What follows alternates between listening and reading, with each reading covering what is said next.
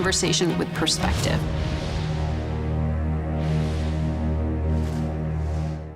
CBS Mornings, weekdays on CBS. Tonight, from deadly tornadoes to record heat, we're tracking severe storms now wreaking havoc on flights. And what's the expected fallout from the attempted rebellion in Russia? Plus, how TikTok helped turn a Midwestern city into an LGBTQ haven on the CBS Evening News.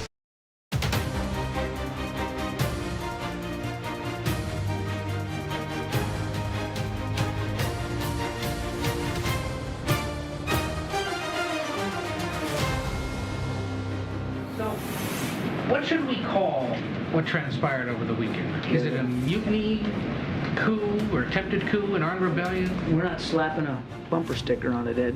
We made clear that we were not involved. We had nothing to do with it.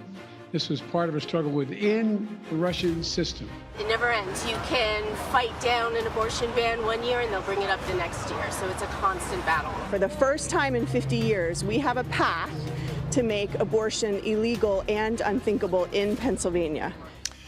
Hello, everyone. I'm Major Garrett in Washington. Welcome to America Decides. President Biden said today that he made it clear to Moscow that the United States and its allies had nothing to do with the uprising in Russia over the weekend. The Wagner group's mercenary troops, for a short period of time, marched toward Russia's capital before the Kremlin cut a deal with the mercenary group's leader on Saturday. The president described the situation as an internal Russian matter. We gave Putin no excuse to blame this on the West or to blame this on NATO. We made clear that we were not involved. We had nothing to do with it. This was part of a struggle within the Russian system. CBS News senior White House and political correspondent Ed O'Keefe joins us now from the North Lawn. Ed, we saw in the open your question to John Kirby about what the administration wants to call it. It doesn't have a name. Does it know what actually happened and what may happen next? Seems that the administration and just about everybody else outside Russia is still trying to exactly decipher what transpired and what may be coming next. Notable that they won't say, for example, where is the head of the Wagner group. They claim that there has been no change in military leadership and that otherwise they're just monitoring the situation. But the president and other officials, including John Kirby, the spokesman, went to great lengths today to point out that the United States had nothing to do with this. And when asked, why are you even saying that?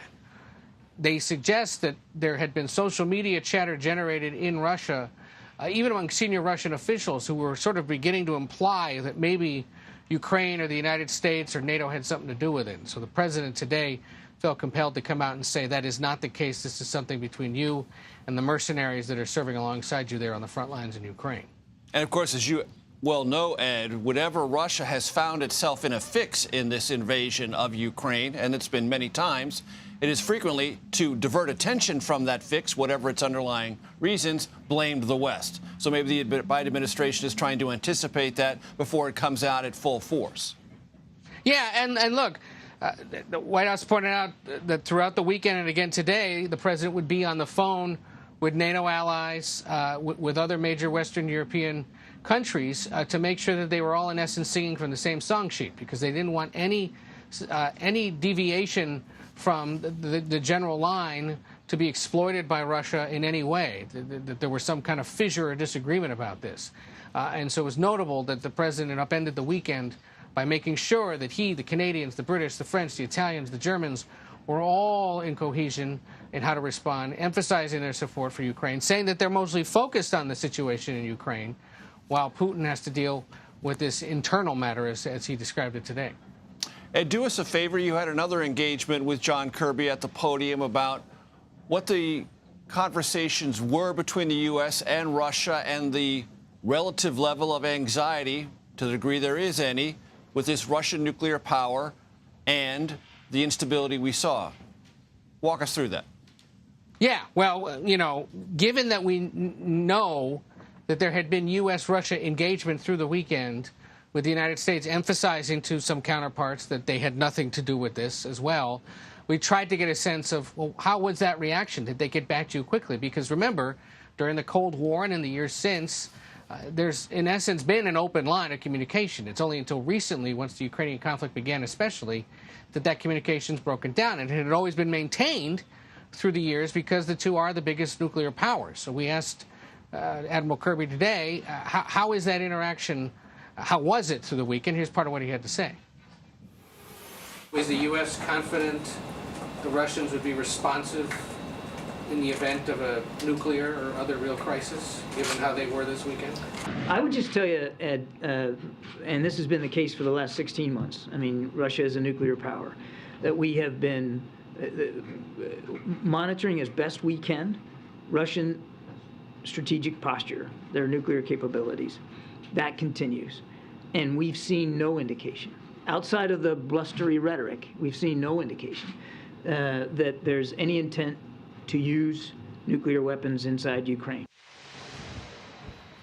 He went on to say that there had been responses from the Russians pretty quickly and some frank exchanges, which is mostly what we were trying to decipher, is whether or not they had been responsive. His answer was that they were.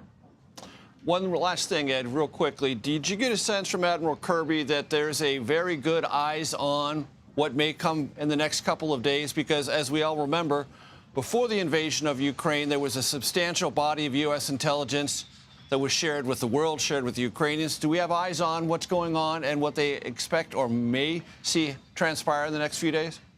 Publicly, they are giving no indication that the White House has a good handle on what could happen, which is telling. And whether they're doing that because they want to foment instability or public concern or lack of support or, doubt about Putin, maybe that's what it is. But otherwise, it's been unclear whether the U.S. and anyone else, for that matter, has a good handle on what's going on. The thought is that if the instability continues, maybe there are Russian officials seeking to get out of there who start sharing and spilling the beans in hopes of getting asylum or protection or something. But at this point, publicly at least, they're saying we've got to wait and see how this plays out. We don't entirely know. Ed O'Keefe at the White House, thanks so very much. To discuss the latest on Capitol Hill, CBS News congressional correspondent Scott MacFarlane joins us now. So, Scott, it appears that the list of potential impeachment targets for the House Republican majority continues to grow. I suppose it's worth asking, will Merrick Garland, the sitting Attorney General, soon be added to that list?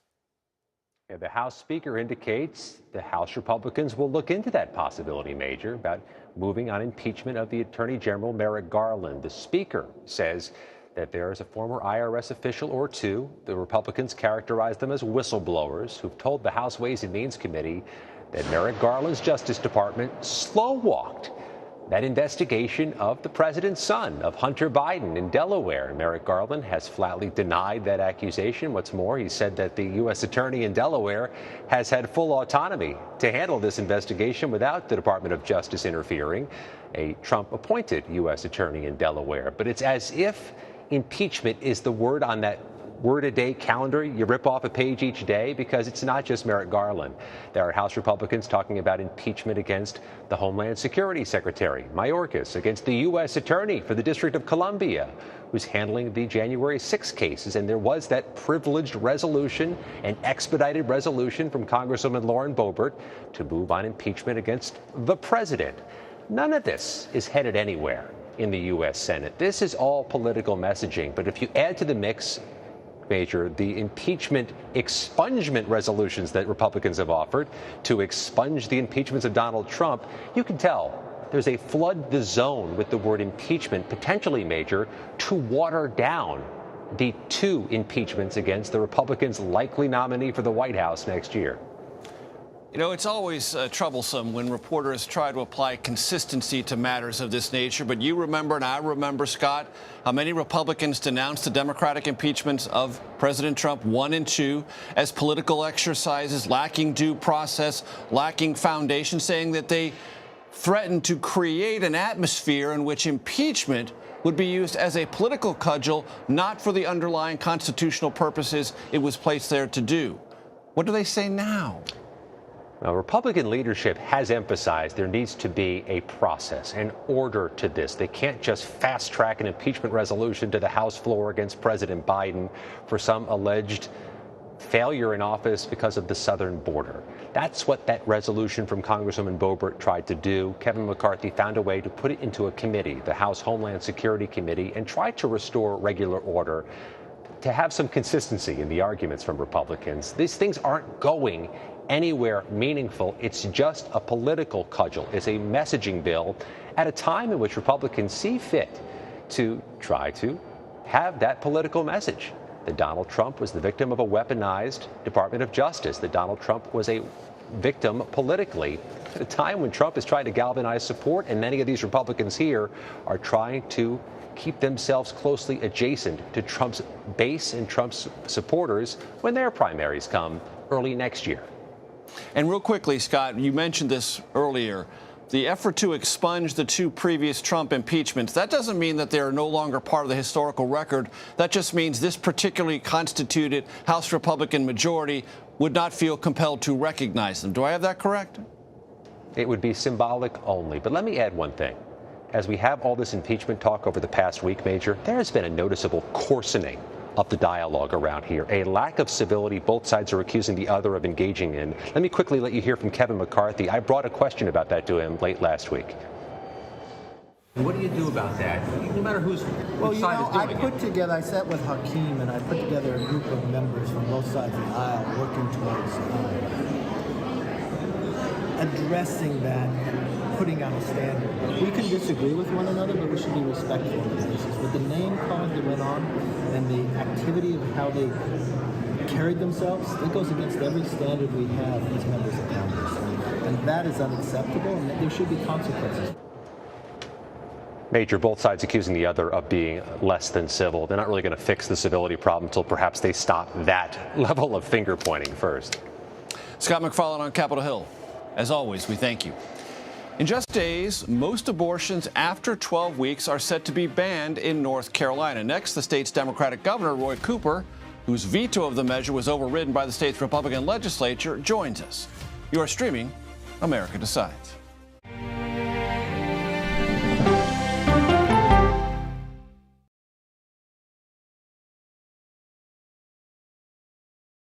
If it's important to our nation, I wonder how you think about where America is at this moment. it's on Face the Nation. Can there be stability if Vladimir Putin remains in power? Face the Nation with Margaret Brennan on CBS. America Decides, taking you inside American democracy. The most important stories on a day-to-day, hour-to-hour basis. You're going to hear a lot of reporting. It is clearly a pivotal moment. Gun control, the economy, education. Both sides of the political aisle fight it out for power. Bringing you the analysis that you need. Thoughtfully, with context. Be part of the conversation. On CBS News Streaming. Welcome to America Decides. An original documentary from CBS Reports. I always tell people that Twitter would not be Twitter without Black Twitter. It's just us being in fellowship with each other. And it becomes a conversation you don't want to be left out of. People really started to recognize the power of activism on Twitter. Based on that one tweet, the hashtag Oscar So White was trending around the world. If anything has really powered Black Twitter, it's been humor. If your food ain't right, we're going to tell you about that, too. We tend to create change, create culture and cool. That's how movements happen on Black Twitter and go beyond more than that. Black Twitter, the Twitterverse that changed a generation. Now streaming on the free CBS News app. When weather turns extreme. The threat of severe weather and dangerous tornadoes is expected to last. CBS News and the Weather Channel bring you virtual weather technology. So advanced, so real. Let's bring in our partners at the Weather Channel. Now 6 feet of water, imagine that. Cars that can act like battery lamps. These hyper-realistic simulations show you what the weather will look and feel like before it happens. Feel the forecast. Streaming on CBS News. An original documentary from CBS Reports. The carnage in our nation's schools has become painfully repetitive. Now one more child! School shootings have parents fighting mad. I promised my daughter I was going to fight. It's going to keep on happening. And teachers taking lessons in how to fight back. This is an exercise. We approach it as it's you or them. It shouldn't have to be your teacher's job to protect your life. But will the battle over gun control, People are afraid that they're going to lose their gun rights altogether. be the hardest lesson of all? The exercise, you're having to shoot at an adult.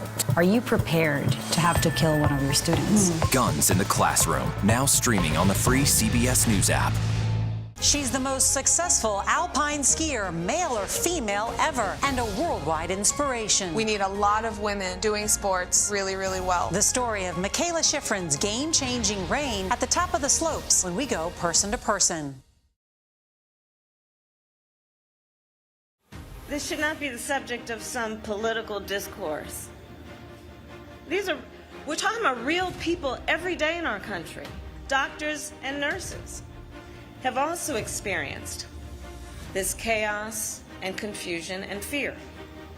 Welcome back to America Decides. That was Vice President Kamala Harris in Charlotte, North Carolina, Saturday, marking 1 year since the Supreme Court overturned Roe v. Wade. The Vice President also discussed a new law set to take effect in North Carolina very soon that bans most abortions after 12 weeks. North Carolina Democratic Governor Roy Cooper joins us now. Governor, always good to see you.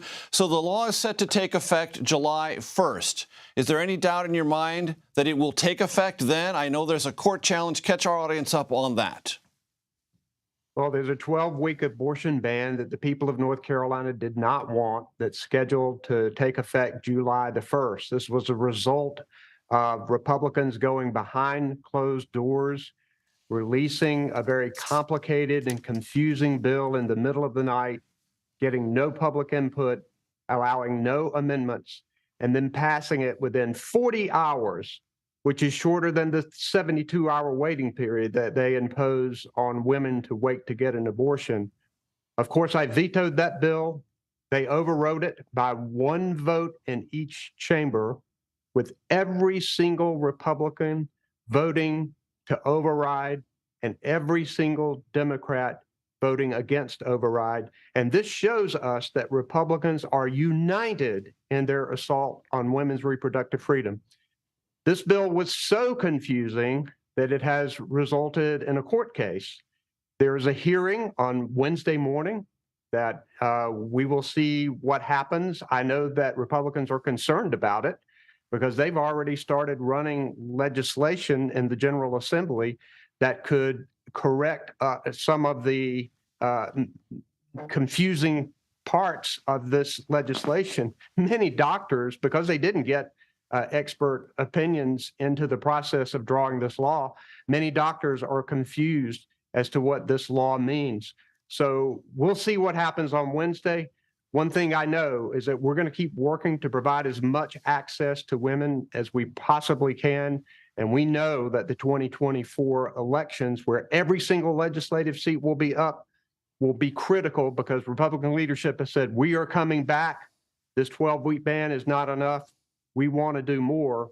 And of course, half the states in the country have imposed some type of abortion restriction on women that did not exist before the Dobbs decision in this terrible 365 days since that opinion went into effect.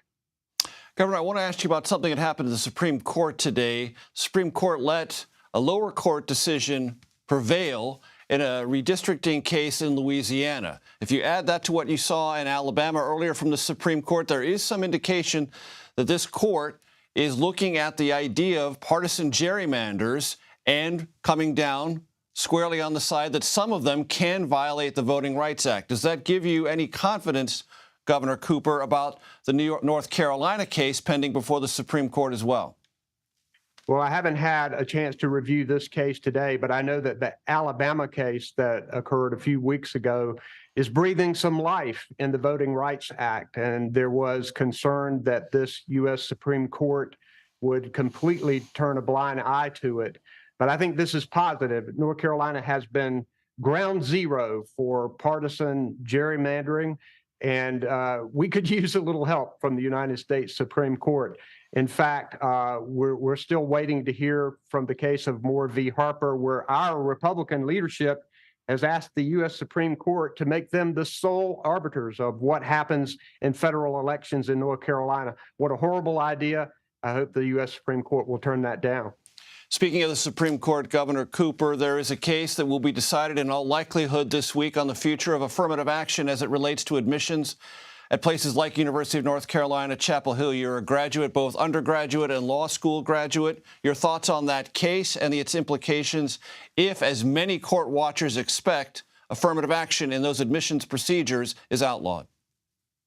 Well, you know, this is taking race into account when considering admissions, is what both University of North Carolina and Harvard, the other defendant in this case, are doing. And it's because they're not talking about quotas or even affirmative action.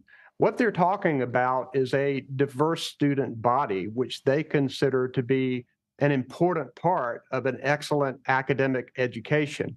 And I hope that the Supreme Court will not do damage to that. The oral arguments that we heard maybe forecast that they will rule against the universities here.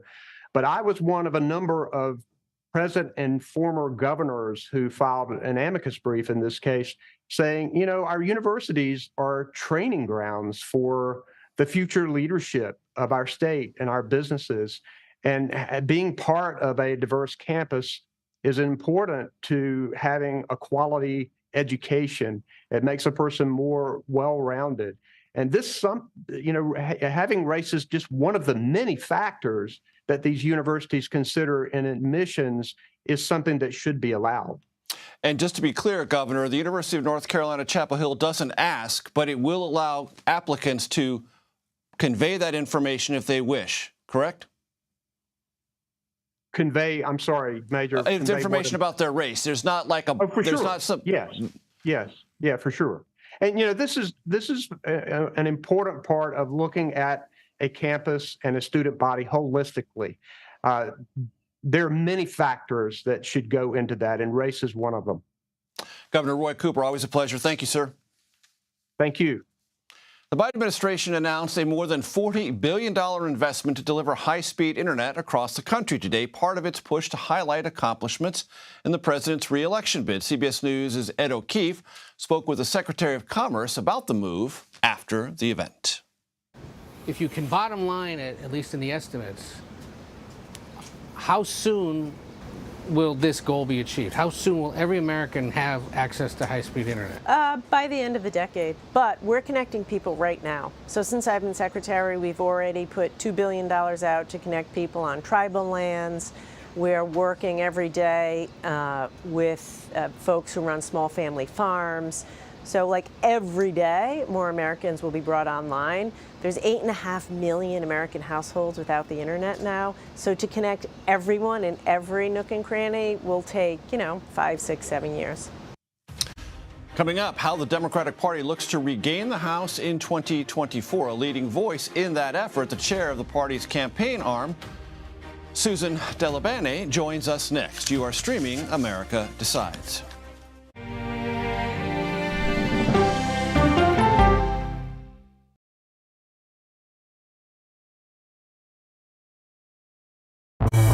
An original documentary from CBS Reports. Controversial Congressman George Santos. Why won't you answer our questions? How did he manage to get elected? Thank you very much, and God bless you, and God bless the USA. George Santos' campaign was a campaign of deceit, lies, fabrication. And who is he, really? I knew him as Anthony Dvoldar from Queens. Really, who he is, he's a fraud. I compare him to the Tinder swindler. From people who know him, the truth, the facts, the lies. He would say that he was worth $100 million. It's an incredibly cynical episode in American politics, beyond satire. Had you ever seen anything like this? No, and I hope I never see it again. Campaign of Deceit, now streaming on the free CBS News app. She dazzled on the court and off the court as a businesswoman. Thank you for joining us on Person to Person. Tennis superstar and entrepreneur Serena Williams.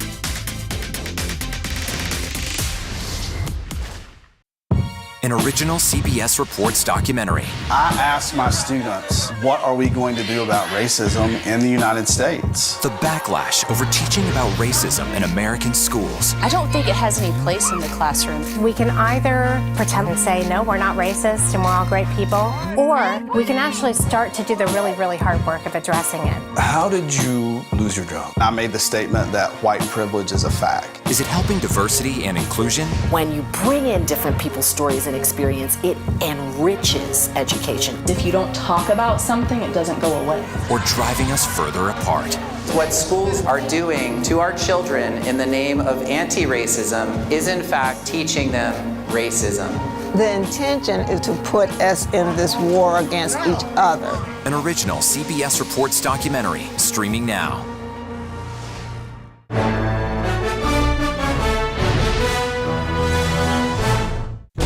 An original CBS Reports documentary. I was entitled to equal pay for equal work under the law. Does the Supreme Court's power need to be checked? 9 Supreme Court justices, 5 of them said no, she's not entitled. That's not right. Calls to fix the court tend to go along with the politics of the moment. Republican-appointed justices have all tended to go in one direction, with the Democratic-appointed justices tending to go in another. Even though it's only 9 justices, it takes 5 of them to make the law of the land. Does it have political impact? True. Political intent? Probably not true. If the American people don't trust the judgment of their court, that's a real problem for our democracy. An original CBS Reports documentary, streaming now. On our places, bright shiny faces. When you wake up in the morning, we want to be your go-to team. I don't go to work in the morning. I go for coffee with my 2 good friends, and we talk about the world. Welcome back to America Decides, with much of the 2024 focus inevitably on the race for the White House, Democrats are trying to reclaim the House and expand their majority in the Senate. The DCCC raised what it is calling a record-breaking $37.7 million during the first quarter of this year. And that includes nearly $17 million raised in the month of March. That's almost $12 million more than its Republican rival. Here's another acronym for you, the NRCC, raised over the same period of time. Susan Del Bene is our guest now. She is the chair of the Democratic Congressional Campaign Committee here in Washington. We shorthand that to DCCC. Congresswoman, it's great to see you. Let me ask you about something that happened just today. I hope you're briefed up on it. The Supreme Court has lifted a hold on a lower court ruling that may allow for the redrawing of congressional map in Louisiana. To the degree you can, what's your comment or reaction to that move? Well, first of all, thanks for having me. And we had a monumental Supreme Court decision on the Voting Rights Act with respect to Alabama. And that same decision has an impact on Louisiana. We need to make sure that everyone has fair representation. The maps were not fair in Alabama, and for similar reasons, we can see changes in the map in Louisiana and maybe other states as well. So this is incredibly important to make sure that communities can really feel like they have representation, that their votes are not diluted. And this will be important as well, as it gives opportunities for there to be new leaders and potentially new members of the Democratic caucus from the South. So in Louisiana, currently 5 representatives that are Republicans, 1 Democratic. Do you believe that if this decision holds, you could have 1 more Democratic representative out of Louisiana? Potentially, as well as Alabama as well. And so for those who think about this periodically, I know you think about it almost relentlessly, the majority in Congress, particularly the House, is determined by the map and how they're drawn. What do you take away from, as you mentioned, the Supreme Court decision in Alabama and also one that is consistent with that in Louisiana? How would you say this Supreme Court is acting in the space of voting rights that may have surprised you? Well, the Voting Rights Act was historic legislation, really that was critical to making sure that we do have fair representation across the country. This decision from the Supreme Court really reaffirms that, and it was a monumental decision. But really, we went through redistricting last cycle, or the last 2 years. People thought it was over, but what we're seeing is abuses to the way lines were drawn, and that has led to litigation and important results like we saw in Alabama and what we'll see here in Louisiana. That does impact how those lines are drawn, impacts the makeup of districts and the potential for candidates to run there. So this is very, very important, has a big impact. And we need 5 more seats to take back the majority in the House, for Democrats to take back the majority in the House. And changes like this could have a big impact on our ability to do that. Something that has also had a big impact, the Supreme Court's decision now just 1 year ago, 1 year and a couple of days in the Dobbs decision. If you could identify 1, maybe 2, or maybe more districts where you believe this will be particularly important, either in terms of recruitment or defeating a Republican that is in a swing district, where would you direct our audience's attention? Well, we have 18 seats across the country that Republicans are in right now that President Biden won those districts in 2020. So, and a good chunk of those are in New York and California. Those are top targets for us, but obviously are places where, we had Republicans run and said they were moderates.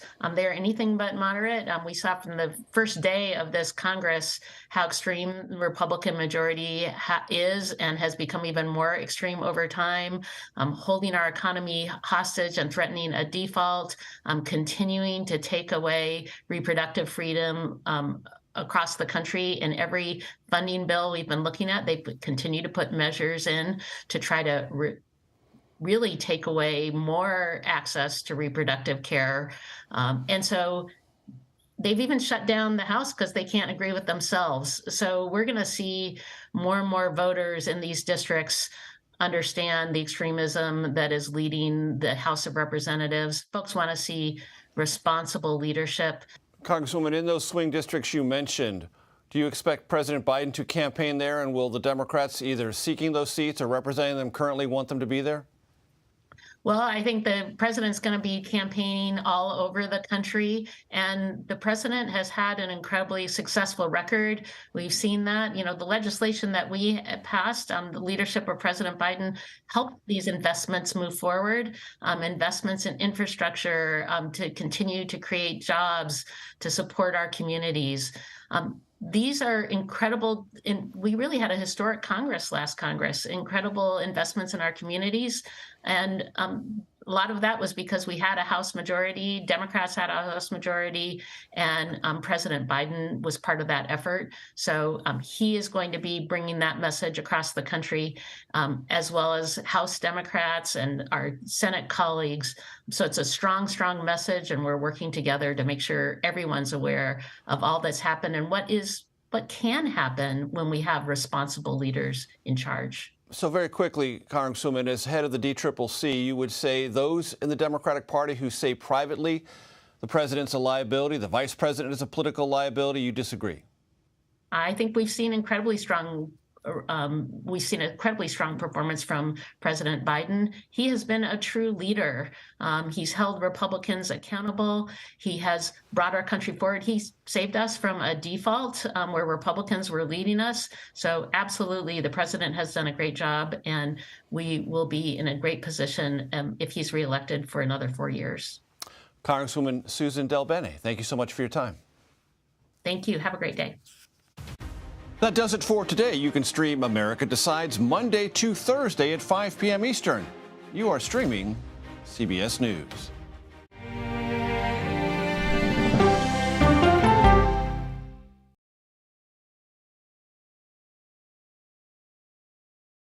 It's a history-making meeting. 4 extraordinary women who are all 4-star generals and admirals. How did you deal with being discriminated against? I just worked harder. The future of an ever-evolving U.S. military when we go person to person. Stories start with the who, what, when, and where.